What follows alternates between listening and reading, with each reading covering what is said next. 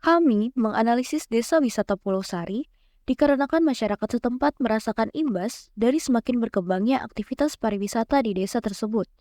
Salah satu dampak positif dari perkembangan ini adalah munculnya penginapan-penginapan baru yang menarik wisatawan asing, serta terciptanya lapangan pekerjaan baru berupa pegiat wisata. Namun, tidak dapat dipungkiri bahwa perkembangan ini juga membawa dampak negatif, seperti peningkatan angka kriminalitas akibat mudahnya akses terhadap obat-obatan terlarang, minuman keras, dan hal-hal negatif yang lainnya. Selain itu, kerusakan lingkungan juga menjadi salah satu perhatian serius di Desa Pulau Sari.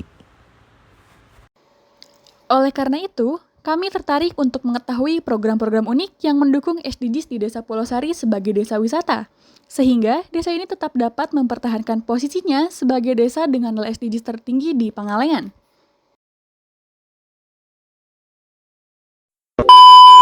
Perkenalkan, nama saya Susan Somantri. Untuk saat ini diberikan tugas oleh Kepala Desa sebagai Kadrok Keuangan Desa Pulau Sari, yang mana Desa Pulau Sari ini terdiri dari 17 RW dan 82 RT dengan geografis yang cukup luas, kurang lebih 11.000 hektar. Untuk penduduknya itu kurang lebih sudah menyentuh di 12.000 penduduk. Untuk perkenalan secara general Desa Pulau mungkin seperti itu. Perkenalkan, saya Hendra Kartika. Kebetulan saya mendapat amanah sebagai kasih pemerintahan di Desa Pulau Sari, Kecamatan Pangalengan, Kabupaten Bandung.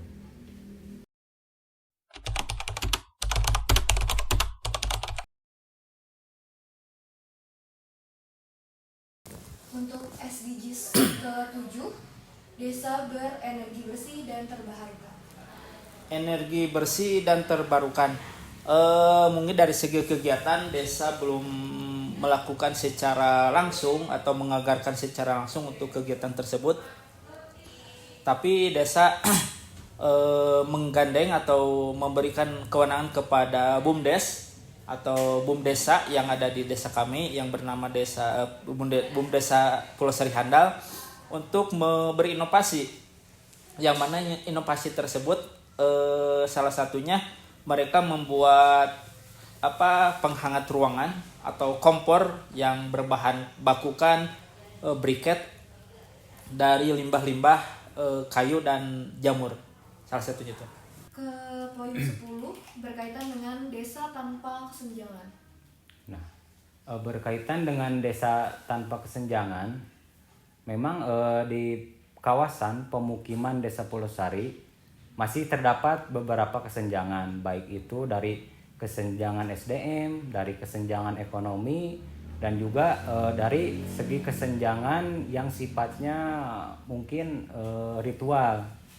Nah, untuk kesenjangan ekonomi sendiri, kemarin pemerintah desa sudah kerjasama juga, ini dari pekerjaan sudah kerjasama juga dengan Dinas Ketenagakerjaan. Salah satunya untuk memunculkan beberapa regenerasi tentang pengolahan kopi. Kalau kemarin akhirnya kami mencari beberapa warga yang memang usia produktif, memiliki minat dan kemampuan di bidang pengolahan kopi, agar status sosial dan status di masyarakat mereka mampu menyeimbangi dengan tetangga ataupun warga yang lainnya.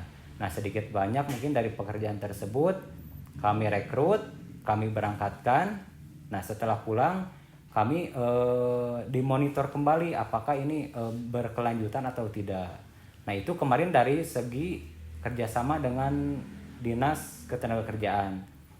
Berikutnya kami juga kebetulan di Karang Taruna, ya, ada Karang Taruna juga kami coba berdayakan. Tujuannya tadi agar generasi muda ini bukan hanya jadi generasi penikmat tanpa pemikir gitu ya. Artinya mereka masih usia produktif, kami arahkan untuk mampu menciptakan inovasi, mampu berkegiatan di segala sektor yang memang sifatnya mampu menaikkan status sosial mereka dan juga status secara ekonominya. Seperti tahun kemarin diberikan program pemberdayaan domba. Nah, masing-masing Karang Taruna di setiap unit RW kami supply. Dan untuk tahun sekarang, kalau tidak salah, kami juga supply kembali mereka untuk kegiatan di rekreasi pariwisata agar mereka mampu berusaha berjuang mandiri untuk menyeimbangi antara kesenjangan tersebut. Untuk yang poin ke-11, kawasan permukiman desa yang aman dan nyaman. Nah, tentunya bicara kawasan pemukiman desa yang aman dan nyaman, mungkin di sini jadi cukup luas ya jangkauannya. Karena apa? Kalau bicara keamanan, ya tentu mungkin kami selalu memperhatikan keamanan dan kenyamanan, juga kebersihan.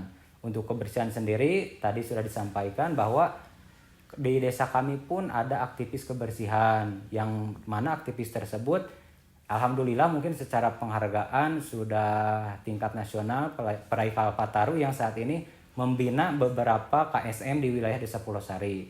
Sehingga dari untuk kebersihannya sendiri dibantu juga dari KSM tersebut yang tadi sudah dikerjasamakan untuk menciptakan suatu lingkungan yang bersih, yang aman dan nyaman. Nah, tentunya lingkungan itu tidak akan nyaman jika tidak bersih. Juga lingkungan itu tidak akan bersih jika warganya sendiri secara kesadarannya belum terpenuhi. Ya artinya kita berusaha sama-sama untuk menciptakan lingkungan yang bersih tersebut. Lalu selanjutnya untuk poin ke-13, desa yang tanggap pada perubahan iklim. Nah, untuk desa yang tanggap pada perubahan iklim, kemarin dia berbicara prestasi lagi mungkin ya. Untuk desa tanggap perubahan iklim, salah satunya kan seperti penanaman lingkungan hidup atau pepohonan gitu kan. Kemudian juga meminimalisir untuk penggunaan listrik, dan juga meminimalisir pembakaran di area hutan, dan juga ketika menyikapi perubahan iklim atau pergantian musim. Nah, tentu hal-hal ini selalu kami sampaikan kepada warga masyarakat karena mungkin khususnya di desa kami Pulosari, wilayah Kecamatan Pangalengan, ketika memasuki masa peralihan iklim ini bukan kalau segi bencana mungkin rentan untuk terjadi kebakaran. Seperti beberapa tahun ke belakang ada juga ya beberapa rumah yang kebakaran karena memang mungkin belum paham gitu kan untuk menyikapi perubahan iklim ini harus seperti apa gitu kan. Kayak tadi misalkan meminimalisir pembakaran di area hutan, kemudian meminimalisir penggunaan listrik untuk tidak berlebihan, dan juga selalu sifatnya itu waspada, bukan? Karena ya yang namanya musibah, kalau yang namanya peralihan iklim ini pasti tidak diketahui ya yang namanya bencana alam. Untuk poin ke-16 berkaitan dengan desa yang damai dan adil. Nah, untuk desa yang damai dan adil, kebetulan di sini juga kami punya kantor RJ, Restoratif Justice. Jadi ketika ada permasalahan misalkan di tingkat warga masyarakat, sebelum melanjutkan penyelesaian di tingkat yang lebih atas dari mulai Polsek sampai Polres dan selanjutnya kami coba dimediasi dulu, kami coba selesaikan dengan beberapa tokoh di ruang RJ tersebut, Restoratif Justice. Jadi sebelum ini masalah lebih besar, ketika bisa diselesaikan di skala tingkat desa ya udah gitu kan, kita selesaikan di sini aja.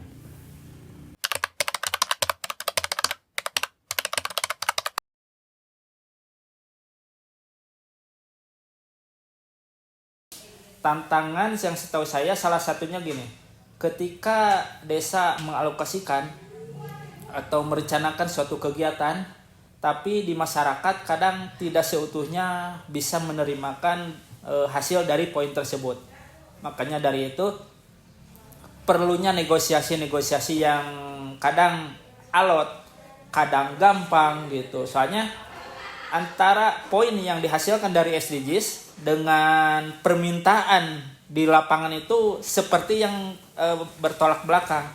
Dengan adanya musyawarah, kadang kebertolak belakang tersebut bisa dipecahkan dan kita bisa ambil jalur tengahnya gitu. Tapi dengan tanpa mengurangi poin dari SDGs dan tidak mengurangi juga kebutuhan dari masyarakat itu sendiri.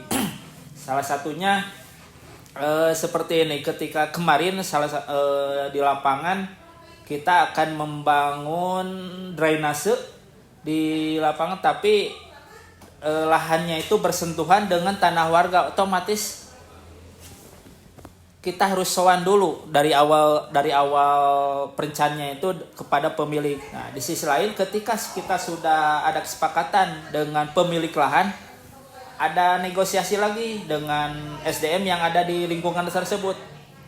Dengan salah satunya mereka desa menginginkan suatu pembangunan itu sesuai standar dengan spesifikasi ya dan sesuai RAB yang ada. Tapi masyarakat ada negosiasi dalam segi pengerjaannya.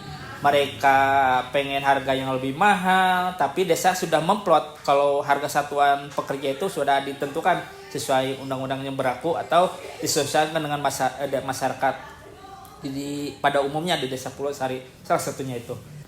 Harapan kami tentunya goal atau tujuan dari setiap pembangunan itu harus berkelanjutan, yang mana kita jangan menutup mata, karena keberlanjutan pembangunan itu bukan untuk tahun sekarang dan tahun untuk esok, tapi untuk tahun-tahun ke depan yang lebih jauh lagi.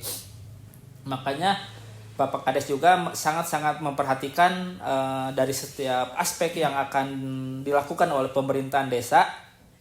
Dari setiap kegiatan itu setidaknya tidak stuck hanya sebatas simbolis atau stimulan-stimulan, pengennya itu berkelanjutan seperti itu. Tentunya harapan saya untuk agar SDGs ini dapat mendukung dan menunjang program-program yang sudah desa rencanakan. Harapan saya emang sih kalau harapan banyak, cuman yang pertama itu partisipasi dan keseriusan dari semua pihak. Karena kami pun terkadang merasa kewalahan, misalkan ada beberapa program yang kami jalankan, akan tetapi beberapa pihak yang memang kurang mendukung atau cenderung mengabaikan. Nah, dari partisipasi itu sendiri mungkin yang menjadi kendala gitu dari kami. Bukan berarti kenapa ya jadi kontra sama partisipasi pembangunan tadi, tapi kan yang namanya lembaga punya punya kebijakan masing-masing. Kadang kan menurut ini bagus, ini tidak. Nah, mungkin di sana lebih ke sinkronisasi juga dukungan dari semua pihaknya.